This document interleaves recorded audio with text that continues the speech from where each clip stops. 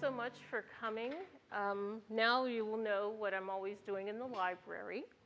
Before I get started, I would like to thank Mrs. Joyce Durant, Nathan Flowers, and Tammy Ivins at the library. They have just made it so easy to get materials, and I wouldn't be able to do this without them. And I'm happy to see the students here because I do archival research, and there's so much work that needs to be done in this area, so I hope that you will be encouraged. Okay. Society Queens, the Negro Press and the Harlem Renaissance. How does a Harlem school teacher become internationally known during the 1920s? Well, it helps to have friends who are writers for the most popular Negro newspapers. Through their coverage of the minutiae of Harold Jackman's life and the lives of other notable Harlemites, journalists Jerry Major, Bessie Bearden, and Edward Perry helped Negroes to see themselves as glamorous, worldly, industrious, and sometimes a little naughty. Harold Jackman is the subject of my book, Unmasking the New Negro. And through his correspondence, he offers an intimate view of the Harlem Renaissance. Usually identified as poet Countee Cullen's best friend, Jackman actually was chosen by Alain Locke to be the physical representative of the new Negro. He appeared so frequently in Ebony magazine as a model that one reader remarked, "My, what a distinguished looking gentleman." His picture appears in an ad in almost every issue. In addition to being a professional model for most of his life, he was a co-founder of the Harlem Experimental Theater and the Negro Actors Guild. He actually appears in Breakfast at Tiffany's as an extra. There's not enough time to mention all of the organizations that he supported, which reveal his commitment to the arts and to the children of Harlem. But I cannot overlook what is his greatest achievement, the founding of what is now known as the Countee Cullen Harold Jackman Memorial Collection. Jackman's work on the James Weldon Johnson Memorial Collection at Yale led him to create an archive at a historically Black university. Holdings of the collection include correspondence from Langston Hughes, Jessie Fawcett, Carl Van Vechten, Eric Waldron, Dorothy West, Zora, who needs no last name, Wallace Thurman, and Countee. There are also manuscripts by Langston Hughes and James Baldwin. Fittingly, Hughes saw Jackman's life as being representative of the opportunities available to the new Negro. He writes, "It was a period when Harold Jackman, a handsome young Harlem school teacher of modest means, calmly announced one day that he was sailing for the Riviera for a fortnight to attend Princess Murat's yachting party." A frequent traveler to Europe, Harold met the princess in Paris during the infamous summer of 1928 and enticed her to visit New York City, specifically Harlem. Jackman was also described by historian David Levering Lewis as lording his nobility by association all over Harlem and gradually acquiring a French accent. These journalists and friends of Jackman's, most particularly Geraldine Major and Edward Perry, used their columns to celebrate, instruct, and admonish their readers/friends. Little attention has been paid to the role of the Negro Press and its role in the documentation of the social world in the Harlem Renaissance, yet its influence cannot be overlooked. Alain Locke, a philosophy professor at Howard University and a man who's commonly known as the father of the Harlem Renaissance, praised Negro newspapers and magazines for helping to expand the consciousness of Harlemites. Some, like E. Franklin Frazier, saw the press coverage of social events as being the type of aspirational lifestyles that could inspire the Negro working class. He wrote, "Negro newspapers are a good index of the extent to which middle-class ideals have captured the imaginations of the Negro. The parties, the cars, the homes, and the jewelry of the elite find a place in all of these papers.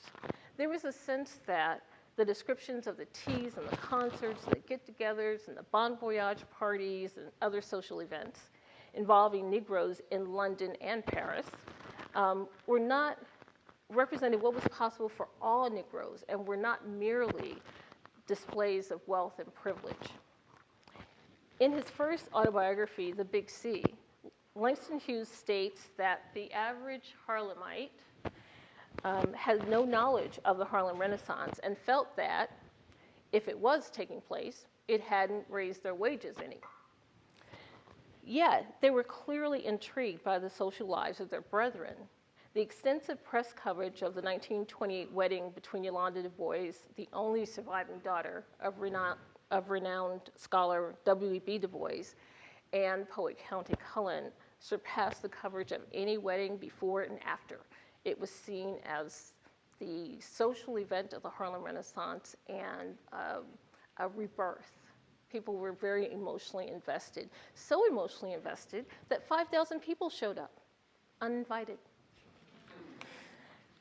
Publications such as the New York Amsterdam News, the Pittsburgh Courier, the Baltimore Afro-American, the Chicago Defender, and the little-known but hilarious Interstate Tattler became vehicles for the promotion of New Negro society through their coverage of news events and because of their gossip columns, society columns.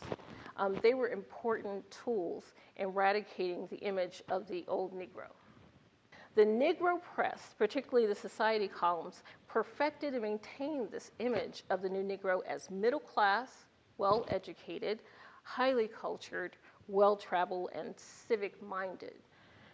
Indeed, 50% of the press coverage of Howard Jackman involved his work on behalf of civic organizations. So while covering these the news of marriages, divorces, births, illnesses, professional accomplishments, the gossip columnists established a social protocol for the new Negro. They provided readers with these social activities. Those who provided the readers with these social activities were exceptionally talented journalists whose work deserves greater recognition. Geraldine Disman, Bessie Bearden, and Edward Perry helped to burnish the image of the new Negro and set and maintain the highest standards for presenting Negro life. Sadly, Bearden and Perry have garnered little interest from scholars. Major has fared a bit better, perhaps due to her longevity of her career. My work is an attempt to secure permanent places for these journalists in the history of the Harlem Renaissance. Eugene Gordon's important 1927 essay on the history of the Negro press assessed the various popular publications. While he stated that the daily New York newspapers offered the best news coverage, Gordon describes the New York Amsterdam News as clearly the best local Negro newspaper in the country. That, of course, that's a dark tower with the poem on the wall. The education and training of its staff, as well as the paper's layout and graphics, led Gordon to single out this publication for his highest praise. He also hailed the Harlem Weekly, the Interstate Tattler. I couldn't resist. I have a bunch of these. He singled out the Interstate Tattler as being the best written, best edited, and best well-known of the smaller newspapers, and even labeled it the Colored Man Society Journal.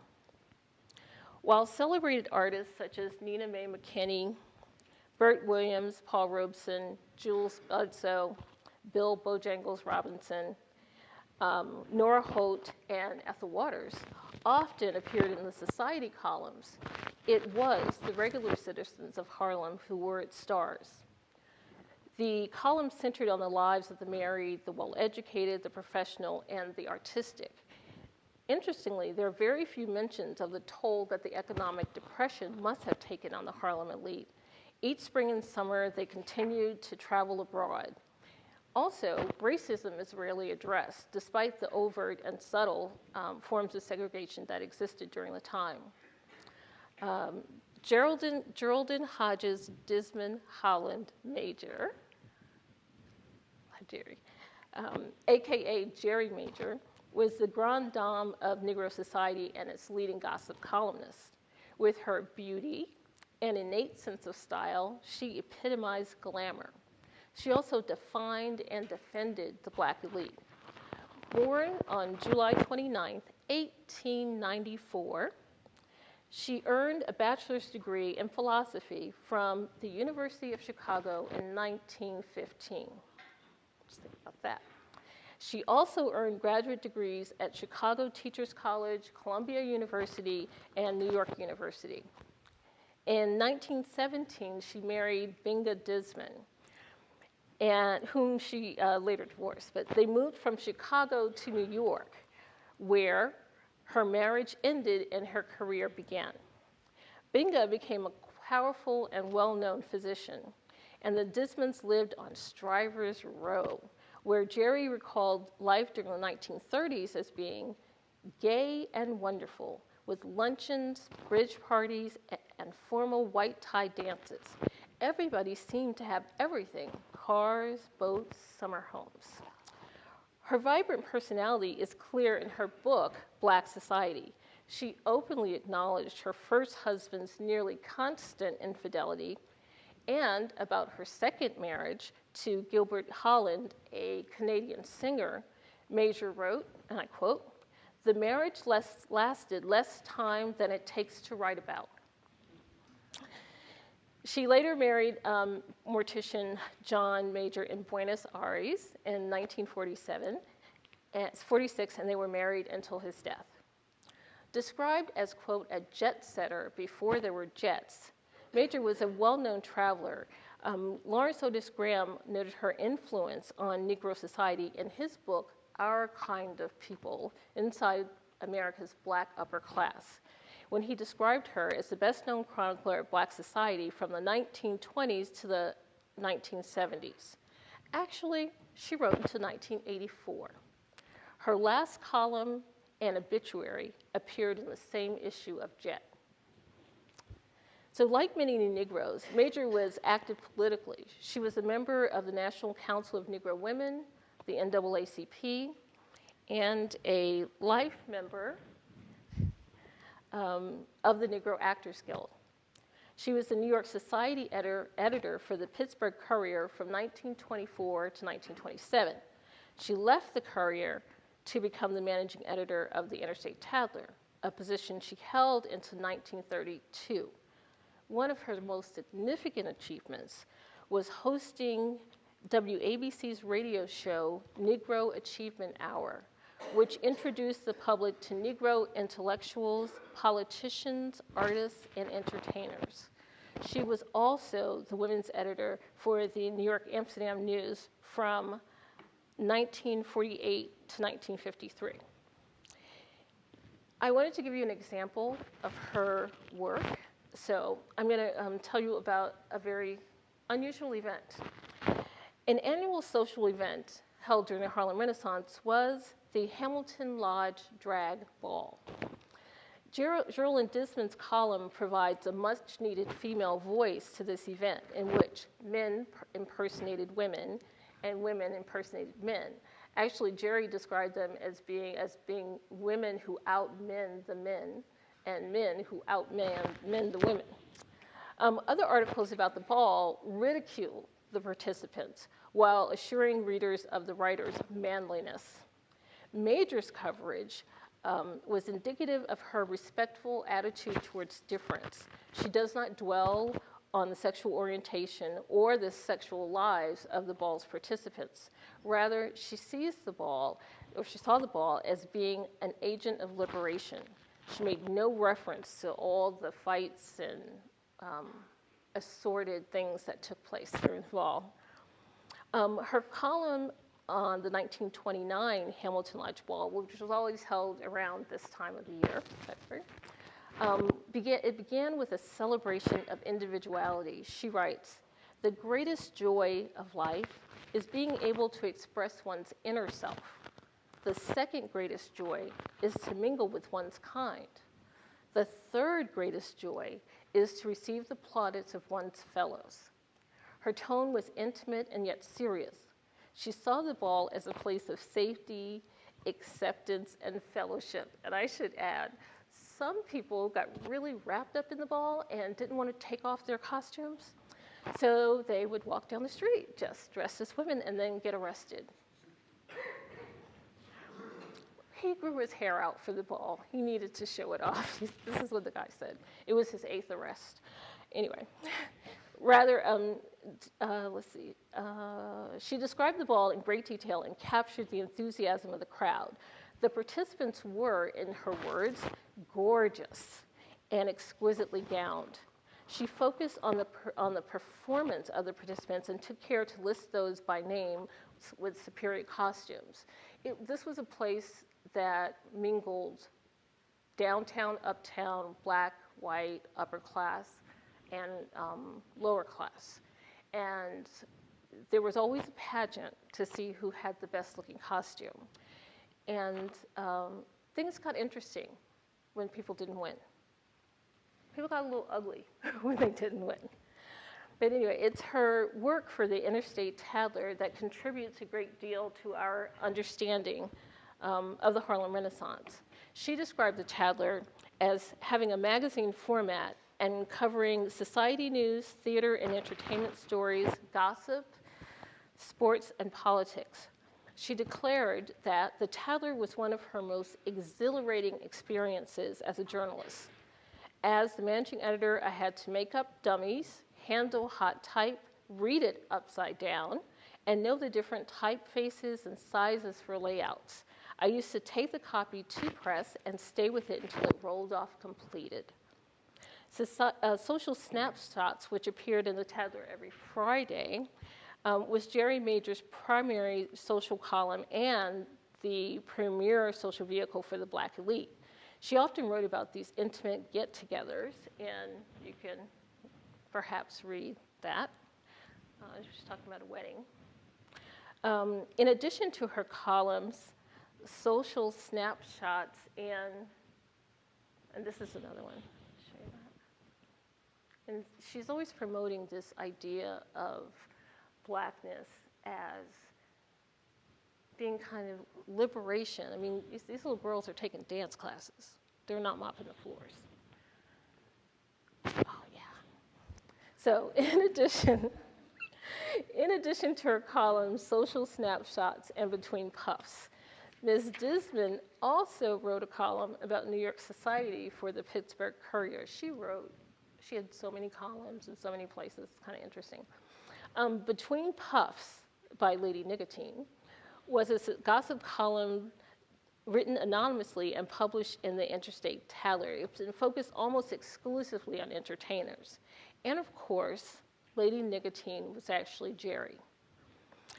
When preparing his first issue of Ebony, publisher John Johnson decided that he had to have Jerry Major as his society editor.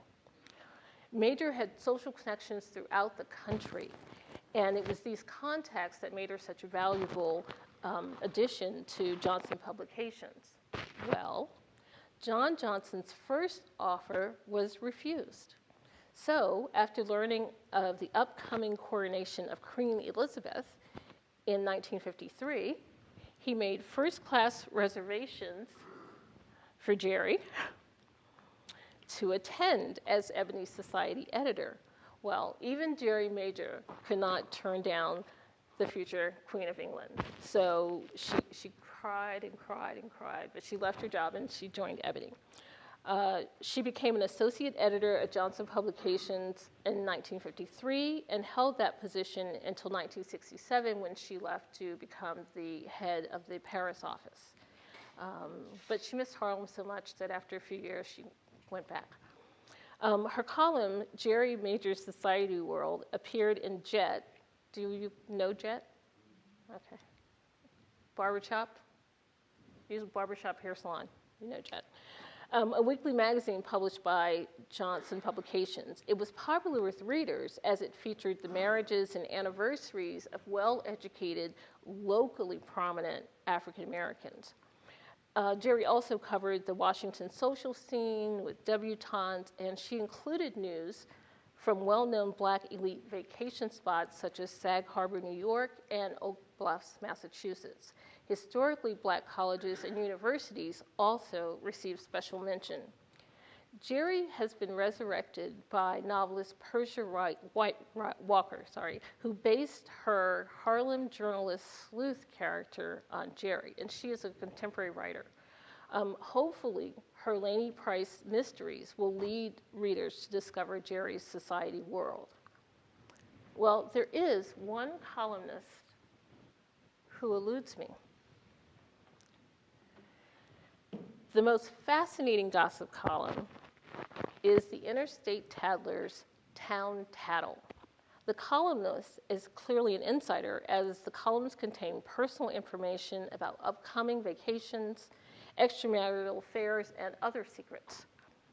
Written under the pseudonym, and let me tell you how smart I felt when I figured this out. I tell on you, okay? But I still don't know who it is. It's killing me. Anyway, the hilariously informative column used first names, initials, and nicknames to refer to the guilty. Quote, Gladys, if you don't keep away from B, G is going to do a little convincing that he is her husband. Aren't you capable of finding some unexplored land that's all alone? But one item alludes to the reality behind the facade of Harlem life. I tell on you, writes, one never knows, do they? All that glitters is not gold. Some of the smiling and well-fed patrons seen at Harlem's most popular dining room would be surprised if Madame of the establishment would stop issuing meals on the deferred payment plan. Anyway, a significant portion of each column is dedicated to those who are cheating on their spouses. And here's a quote. Husbands are very dangerous liabilities, especially someone else's. Black eyes rectify mistakes, especially in Yonkers. The person would know who that was. The little known but influential Bessie Bearden she certainly helped to shape the coverage of Harlem's elite. Although she is better known for her community activism, professional achievements, and being the mother of artist Romare Bearden, it is Bessie's work as a journalist that made her an esteemed chronicler of Harlem society.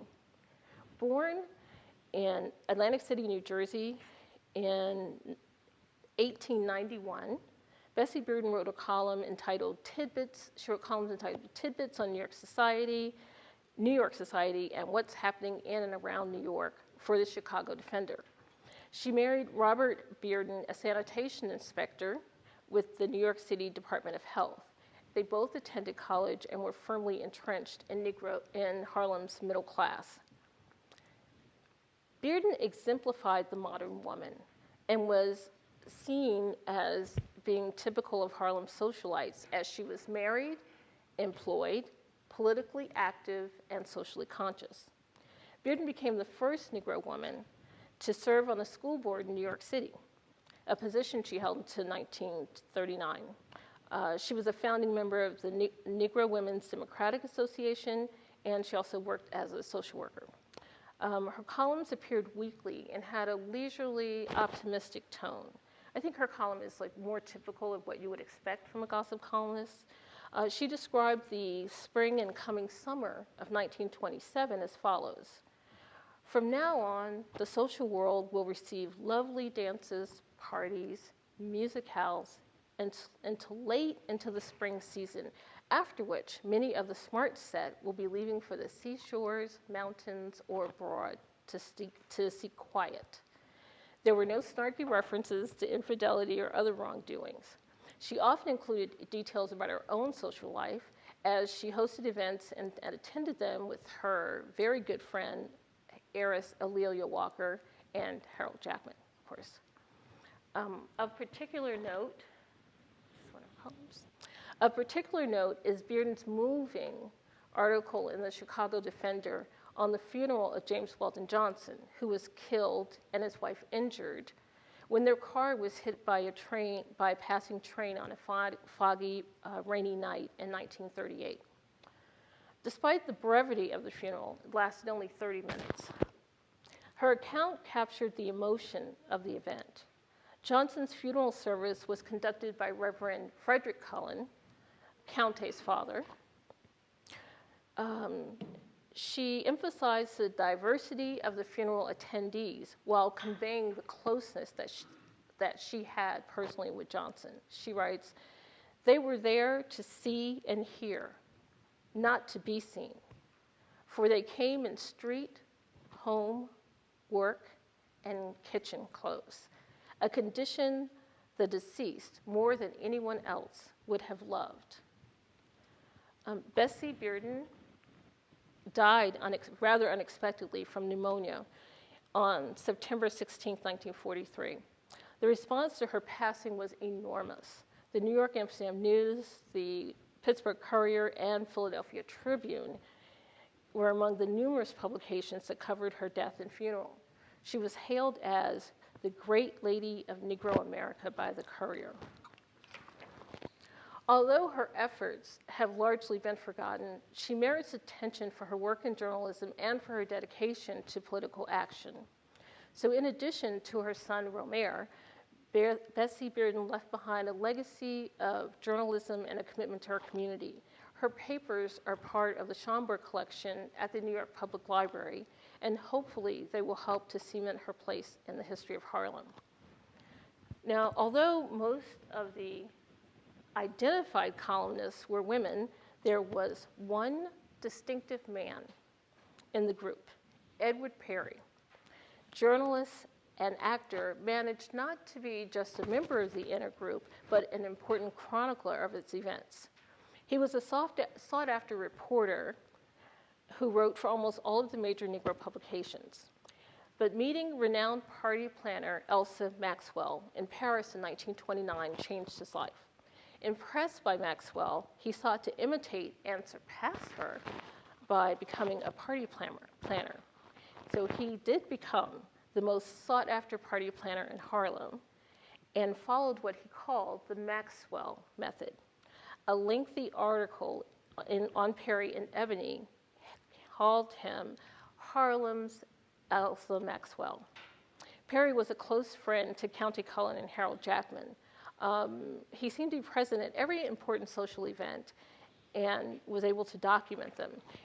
He was clearly a member of Harlem's gay inner circle, and he was most likely one of Countess' lovers.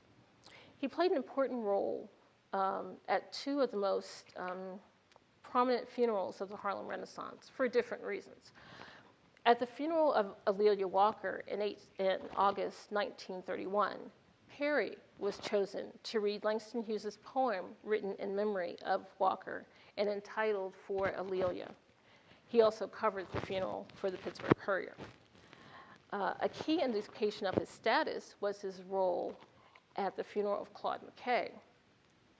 Towards the end of his life, McKay had few friends in Harlem, and if you've read any of his correspondence, you know why. He died in Chicago in 1948. Perry read one of McKay's poems at his funeral, which started 3 hours late because there was no casket for the body. Born in Jacksonville, Florida, Perry migrated to New York City in 1924, where he studied art at Pratt Institute and took classes with the famous Weinhold Rice. It was working as a secretary to actor Basil Rathbone that exposed Perry to the world of high society. One of his columns in the Pittsburgh Courier was entitled, "Young Artist Gives Points on How to Dress." He identified what he deemed to be appropriate attire for young Negro women. And he espoused a feminist message in that he advocated that the Negro woman be free in her appearance and encouraged her to place more importance on herself than on her career and her home.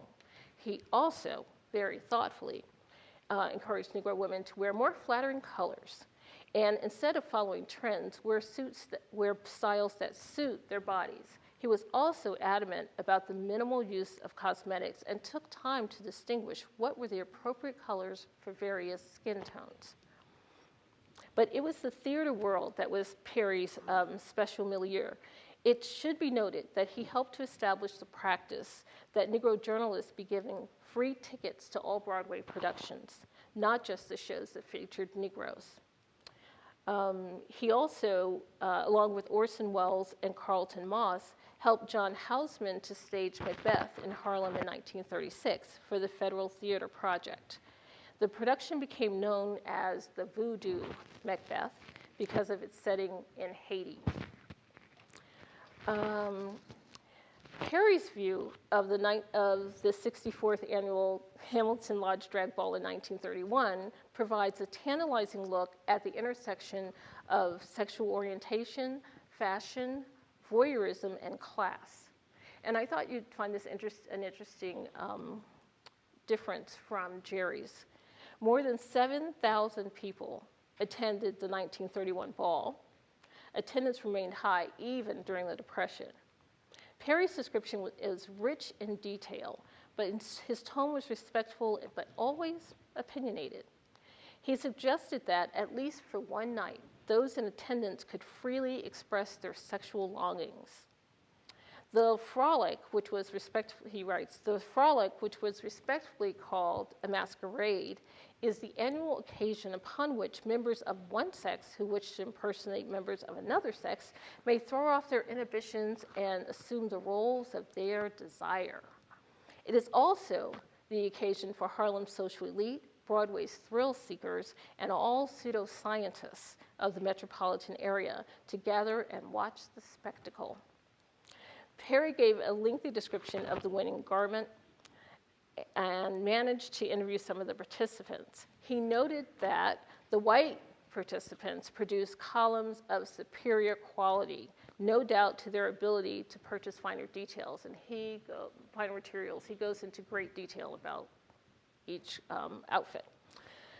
But the award for best costume was the most coveted of the evening, and fights ensued upon the announcement of the winner of best costume. He wrote, "Several minor fights broke out among the few disappointed runner-ups.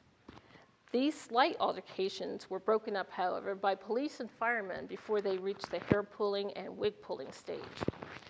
He alluded to sexual shenanigans that took place during and after the ball. He writes, "Compared to affairs of other years, Friday's drag maintained an almost respectable air until the pageant was finished. After that, though, the lid blew off, and the impersonators started making promiscuous passes at the spectators. Open and often encouraged flirtations were carried on." Perhaps Jerry Major's approach to covering the drag ball had a lasting impact. After she began working at Johnson Publications, scholar Thaddeus Russell noted that both Ebony and Jet gave regular and prominent and positive coverage of the drag balls in Chicago, New York, and Detroit. And through the early 1950s, regularly featured articles on homosexuality. The typical articles on the balls in the magazine passed no negative judgments and, of course, included detailed descriptions of the performance outfits. Geraldine Hodges, Desmond Major, Bessie Bearden, and Edward Perry chronicled the social and political activities of the New Negro in their respective society columns, and in doing so helped to define and sustain the representation of the New Negro. Their legacies are in their journalism, and it is to them that we should look for further exploration of the intimate life of the New Negro. Thank you.